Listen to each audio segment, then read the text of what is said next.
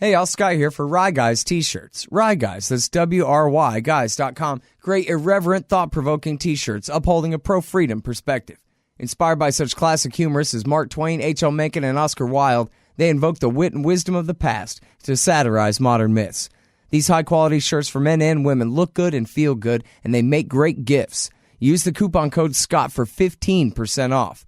Rye Guys t-shirts at ryeguys.com. That's W-R-Y guys.com. All right, y'all, it's the Scott Horton Show. Check out the archives at scotthorton.org. 4,000 and something interviews going back to 2003 there for you. And also, the big new thing at libertarianinstitute.org. It's me, Sheldon Richmond, Will Grigg, and Jared LaBelle. We're the new Libertarian Institute. It's our first big fundraiser. So if you guys want to help support, check out libertarianinstitute.org/support. And now introducing our friend Daniel McAdams. He is... formerly was Ron Paul's foreign policy advisor for many years in his congressional office there. And now he is the co-host with Dr. Paul of their daily TV show, The Liberty Report. And he also is the director of the Ron Paul Institute for Peace and Prosperity, which is the second greatest libertarian institute in the world. Welcome back to the show. How you doing, Dan?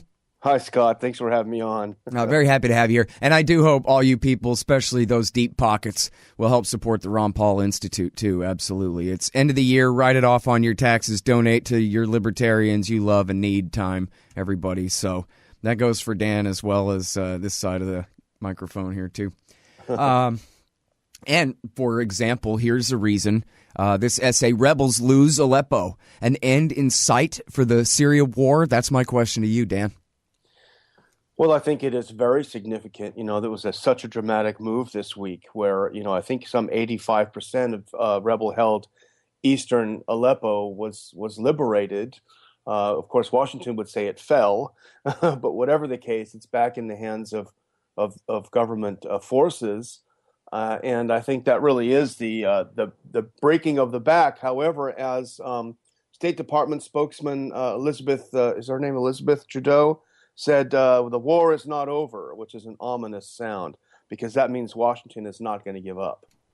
Yeah, that is, it could be taken either way. I didn't hear the way she said it, but yeah, either she's lamenting that, yeah, unfortunately the war's not over yet, or she's saying, yeah, you just wait till us and the Turks and the Saudis and the Qataris double and triple down again.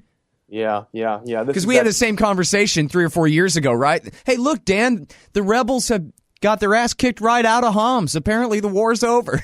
And you're going, yeah, hold your horses, Scott Horton, because the Saudis aren't done. Yeah. And how many hundreds of thousands are dead between then and now? Yeah.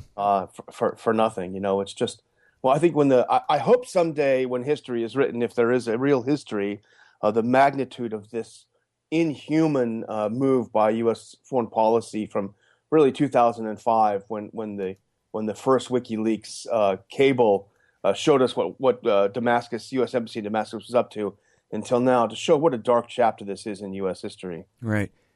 Yeah, and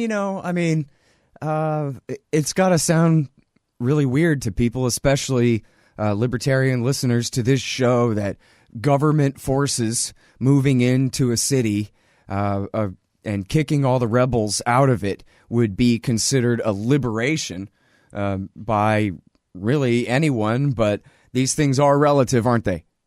They are, and this is the bifurcation, the Manichaean view, that we've been saddled with forever, Scott. If you don't want to invade Iraq, you're Saddam's puppet. If you don't want to go to war with Russia over Ukraine, then you're Putin's poodle. And it's just insane. I've never heard you say a positive word about Assad. I'm certainly not a fan of any foreign government. But the fact of the matter is the U.S. and its allies, as you pointed out, created these monsters. And, for us who are interested in U.S. foreign policy, the defeat of this project is a good thing. All right, so let's go back to 2005 then. I was going to try to think of a good Homer Simpson paraphrase, The Simpsons had gone completely to hell. Crystal Pepsi had been taken off the shelves. Seinfeld was merely in syndication. George W. Bush had been reelected. Fallujah had been attacked again. what was important? What changed? What was the thinking in the George W. Bush administration in 2005, Dan?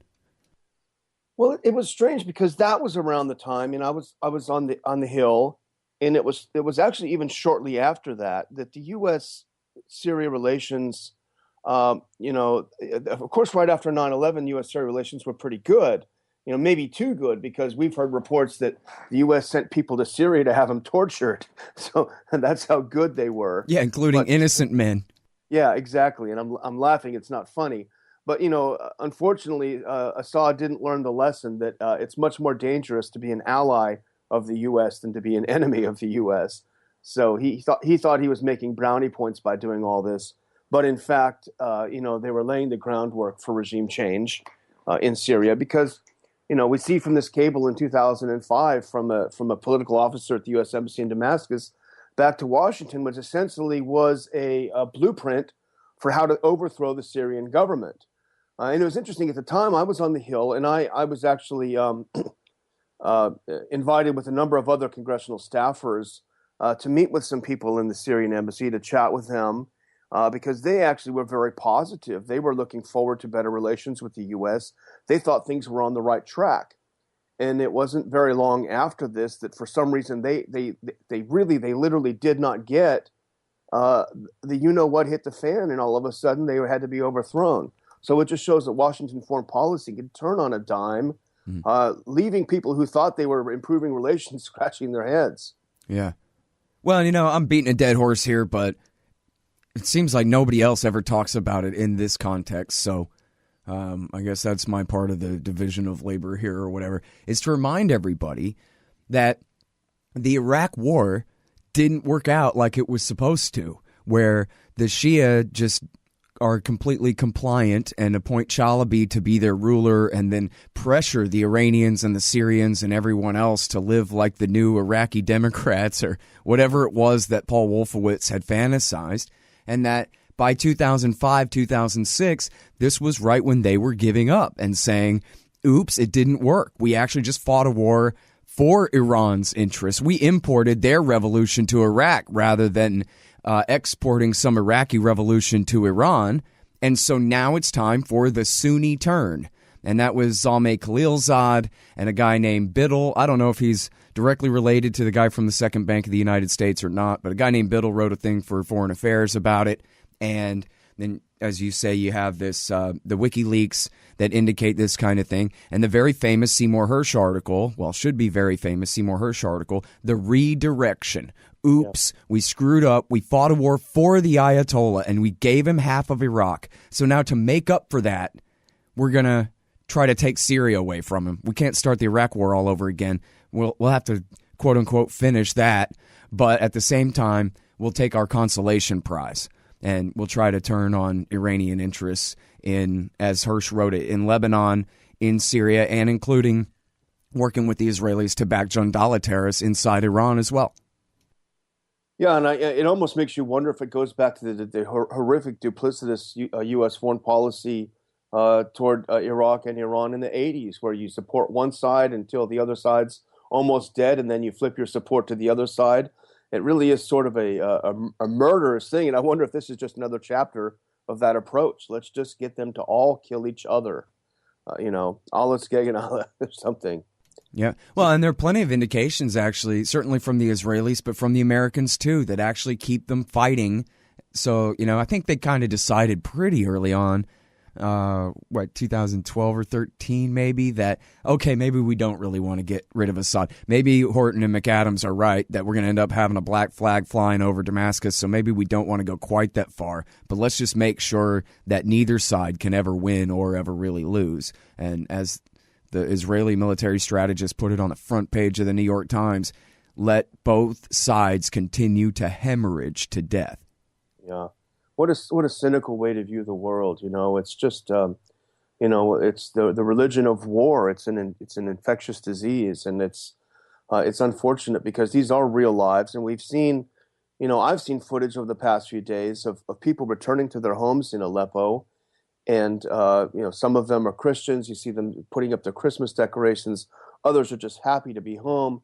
I mean, how can you deny that the fall of these horrible rebels is a good thing.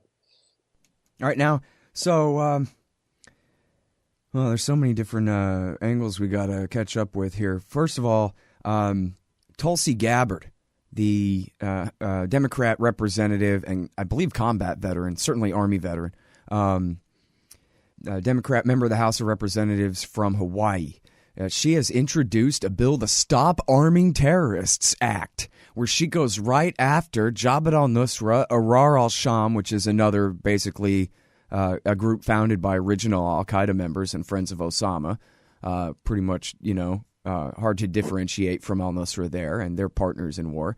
And, I'm not exactly sure the angle on the Islamic State, if she's talking about, American allies or what, but any support for any jihadist groups would now be banned by this resolution. And I don't know, man. I'm thinking we need to get some bingo cards going and figure out how to make a fun game of keeping track of which congressmen and senators oppose this thing.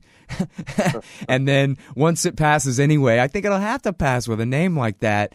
Then we'll see, how it's applied and who fights over it. And does it count for the Badr Brigade or only for the Sunni militias, or what's the deal? Yeah, but I think it's a great move, and I mean we can do nothing but applaud her. She's been very brave on this. She stood up to the establishment. I mean, she even went to talk to Trump, so that says a lot. But what the other side will say is, oh, we never intended to send weapons to Al Qaeda and Al Sham and all these guys. It was only to go to our moderates. It's only because you haven't effectively funded our moderates that it ended up in the hands of these bad guys. So, this is what they've said all along. So the intent is probably not there to fund these. But I think as a symbolic move, it certainly will allow her to go down to the floor. And I see the co-sponsors are not only Barbara Lee and Peter Welch, who would be expected, but also Dana Rohrabacher and Thomas Massie, two Republicans who have a more nuanced view of foreign policy. So I think that's a good positive start. Well, and, Rohrbacher's name on there, he is currently under consideration. They have not, debunked this or, leaked that it's no longer the case. He is, at least supposedly under consideration currently to be the new Secretary of State. So for him to do this must mean that he thinks that Trump wanted him to do this, or certainly wouldn't mind if he did this, because he's not trying to jeopardize a chance to be the Secretary of State, right? Yeah, no, I think from what I hear, he has certainly entertained that idea, and it's not something that he would turn down. I think he's quite a dark horse in the race, but looking at the people who are also being named, it's hard to say that he's the worst.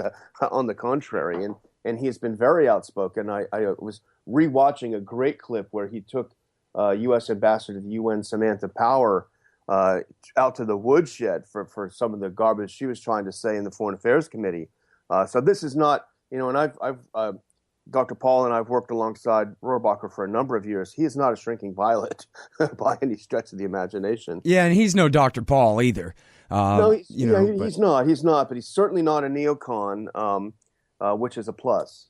Hey, y'all, Scott Horton here for WallStreetWindow.com. Mike Swanson knows his stuff. He made a killing running his own hedge fund and always gets out of the stock market before the government-generated bubbles pop, which is, by the way, what he's doing right now, selling all his stocks and betting on gold and commodities. Sign up at WallStreetWindow.com and get real-time updates from Mike on all his market moves. It's hard to know how to protect your savings and earn a good return in an economy like this. Mike Swanson can help. Follow along on paper and see for yourself. WallStreetWindow.com.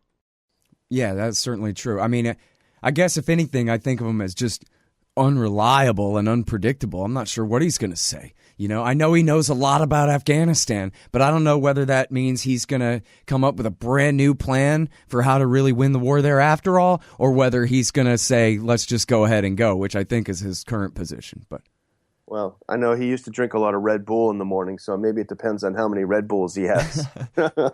Yeah, we got to figure out the social psychology of Dana Rohrabacher and how to keep him good on the things he's good on. I like hearing him say, "Oh, come on, the Soviet Union's gone, man. Let's get along with Russia." And then he says, "Because we need them to help us fight China." And I go, "Oh God." All right. Okay, so now. The Gabbard Rohrbacher thing. I think, at the very least, Dan, there's going to be a debate about this. This is going to have to go somewhere. I haven't read the language of the thing. I guess the language needs to say, and or any group who ever had large numbers or, some numbers of defectors who left that moderate group to go fight with Nusra or al-Sham or ISIS, or any group that has, substantially shared the battlefield with them or has been shown to have shared weapons with them that they've gotten from us or our allies. And then that way you can be a little more encompassing to the different little sub-militias who, for the most part, as Patrick Coburn says, these are sort of the guys that al-Nusra sends to talk to the Westerners to get our guns and money. They're basically the arms procurement branch of Al-Qaeda is all they are anyway. So, yeah. But I guess it's all just in the language of how the thing's written. And I don't know. It may be that broad already, actually. But yeah, I think it's, from what I'm reading now, it looks like it's modeled after the Boland amendments, that was geared toward stopping U.S. aid to the Contras back in Nicaragua in the 80s. So it's not a bad idea to look back to history. For these things. So, well, then I guess we know what happens next, right? CIA drug dealing, probably in Afghanistan, in order to pay for it all anyway. Yeah.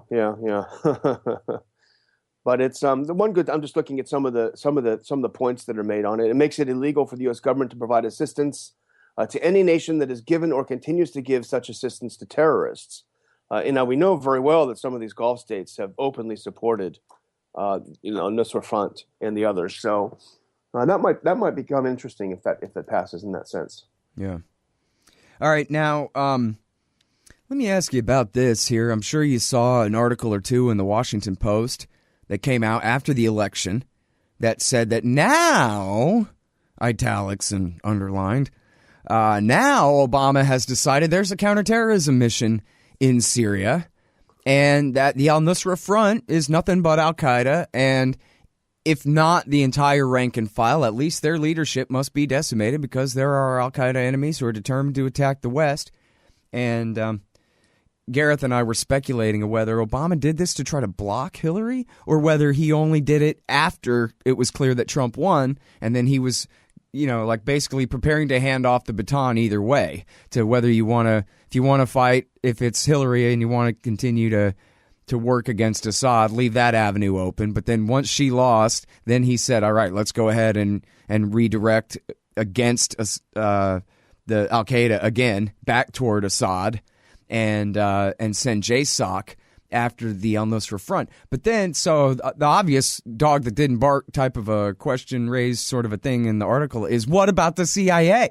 Because, of course, it's special forces who are actually doing the training and that kind of thing. But the project is a CIA project to back these rebels. So, to simplify it, the Washington Post story is saying Obama orders top-tier special forces to target CIA's terrorists. But did they talk with CIA about that first? Or do you have any indication of whether maybe that part of the program has finally been called off then? Yeah, we had a moment of optimism when Obama made that announcement that maybe he'd realized this has all been a terrible mistake. But unfortunately, I think that moment passed very quickly. There have been many circumstances over the course of U.S. involvement in Syria, are many instances of Pentagon-sponsored troops fighting CIA-sponsored troops. And it's almost like the old spy versus spy in Mad Magazine cartoons. It would be comical if not so tragic.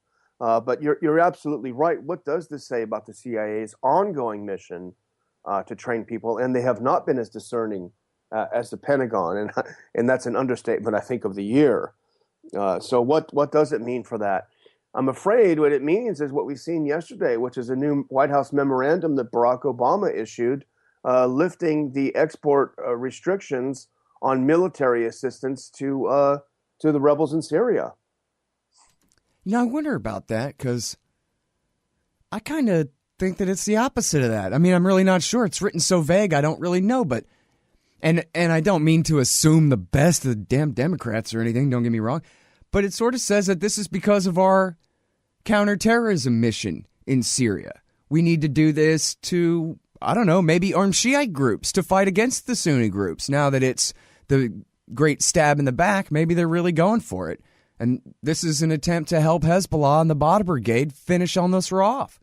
Yeah, but I think they're lying because they've lied from the beginning. Remember, the Khorasan group, more dangerous than Al-Qaeda. The whole reason that the U.S. went in was a phony counterterrorism mission. Right. So I have no doubt that they're lying again, I'm afraid, based on their track record. Yeah. Well, man, if only we could be flies on the wall in the Trump transition and all of this going on now with the different factions. I mean, here are the two things on foreign policy. Obviously wants to have some kind of trade war with China or whatever, but for all of his blah, blah, this or that about NATO, he clearly never meant to really shake up NATO or get us out of NATO or kick anyone out of NATO or really do anything about NATO. He doesn't want to completely redo the post-war world order like all the neocons are crying. Yeah. But he did seem to be pretty clear that I don't want regime change in Damascus and I don't want a problem with the Russians. But so now the question is this tallest of alpha dog presidents going to be able to get his way even on those two issues, or the CIA and the military are right now just reading him the facts of life and he's memorizing them? Yeah, I think, and don't forget now, the Senate has gone full frontal. Senate Republicans have gone full frontal against Trump. They're launching a number of investigations into how the Russians hacked our elections. They've hacked the Drudge Report and Zero Hedge and the Ron Paul Institute. They're hacking everything in sight. And so the Senate Republicans, led by Lindsey Graham and John McCain, are starting a number of investigations against the Russians. So this is one bright light in the Trump campaign that has been fairly consistent, which is we need to get along with Russia. So he's not only going to have to fight the neocons, he's also going to have to fight the U.S. Senate, I guess. Yeah. His own people. Well, and it makes sense in a very superficial way that since he can't hire the neocons, since they went to war against him and lost over the last year, that he's got to fill his staff with somebody. It's not apparently going to be our friends from Cato and Defense Priorities. And so he's got to go for a bunch of guys in uniform or former uniform guys, bring in a bunch of generals. And yet, as has been covered pretty thoroughly in the press recently, Mike Flynn and James Mattis, both Army General and Marine Corps General, and apparently the Joint Chiefs of Staff Dunford too, possibly, but certainly the former two there have personal grudges, serious personal grudges against Iran, with Mattis blaming them still and upset still over the barracks bombing in 1983.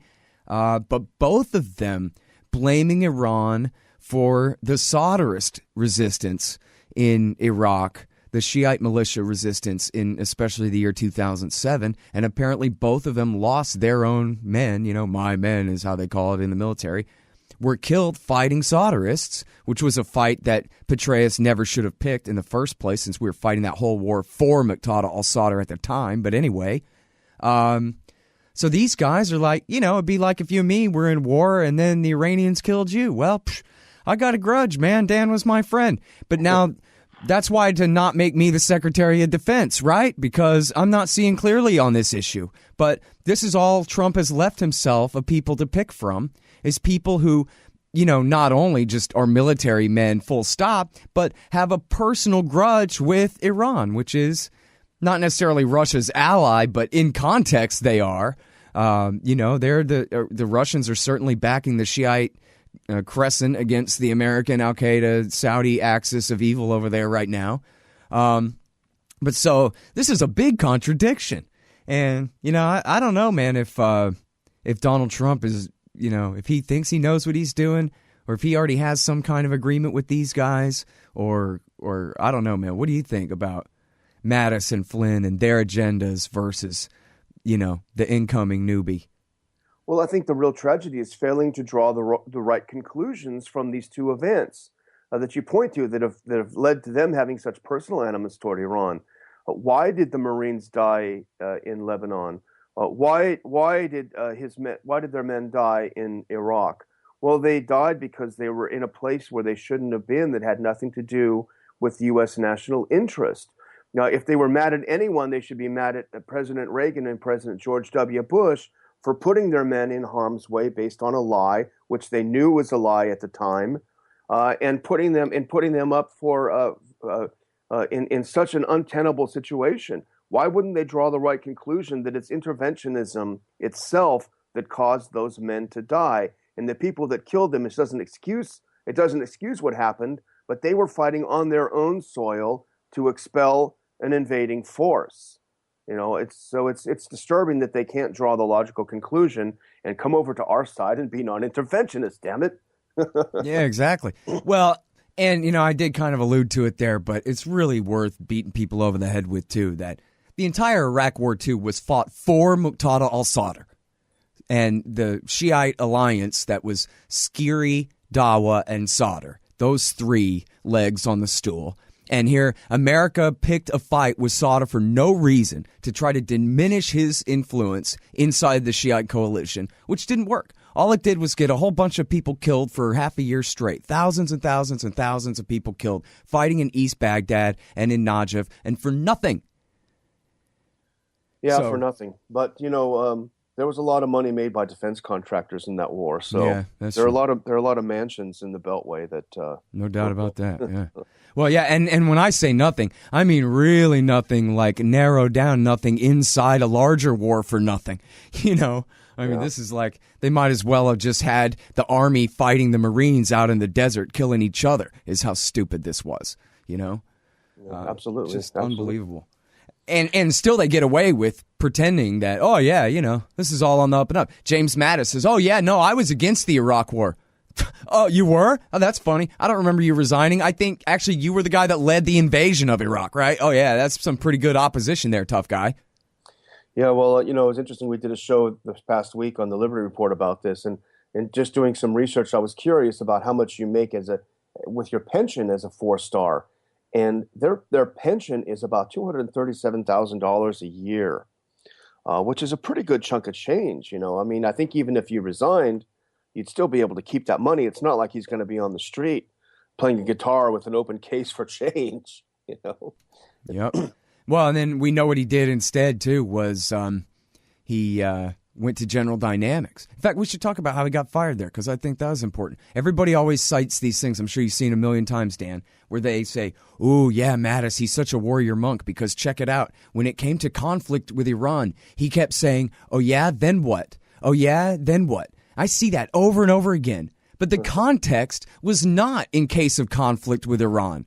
The context was in case of getting along with Iran. In case of passing a nuclear deal with Iran and ending our beef with Iran. Oh, yeah, then what? What if they attack our ships in the Persian Gulf anyway? Oh, yeah, then what? What if they, have Hezbollah kill all our al-Qaeda fighters in Syria? Oh, yeah, then what? At warning against peace.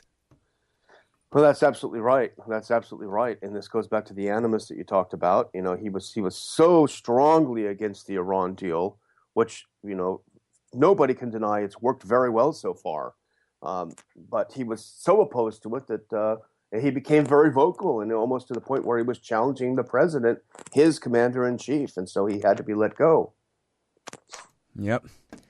All right, well, listen, man, I've kept you overtime here, but thank you very much, Dan. I really appreciate it. It's always great to talk to you.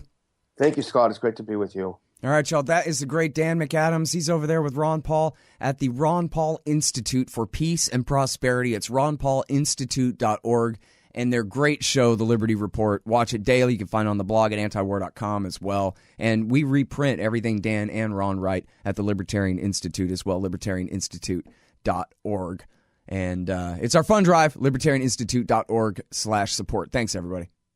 You hate government, one of them libertarian types, or maybe you just can't stand the president, gun grabbers, or warmongers. Me too. That's why I invented LibertyStickers.com. Well, Rick owns it now, and I didn't make up all of them, but still, if you're driving around and want to tell everyone else how wrong their politics are, there's only one place to go. LibertyStickers.com has got your bumper covered. Left, right, libertarian, empire, police, state, founders quote, central banking. Yes, bumper stickers about central banking. Lots of them. And, well, everything that matters. LibertyStickers.com. Everyone else's stickers suck.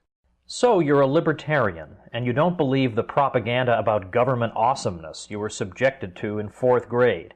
You want real history and economics. Well, learn in your car from professors you can trust with Tom Woods' Liberty Classroom. And if you join through the Liberty Classroom link at scotthorton.org, we'll make a donation to support The Scott Horton Show. Liberty Classroom, the history and economics they didn't teach you.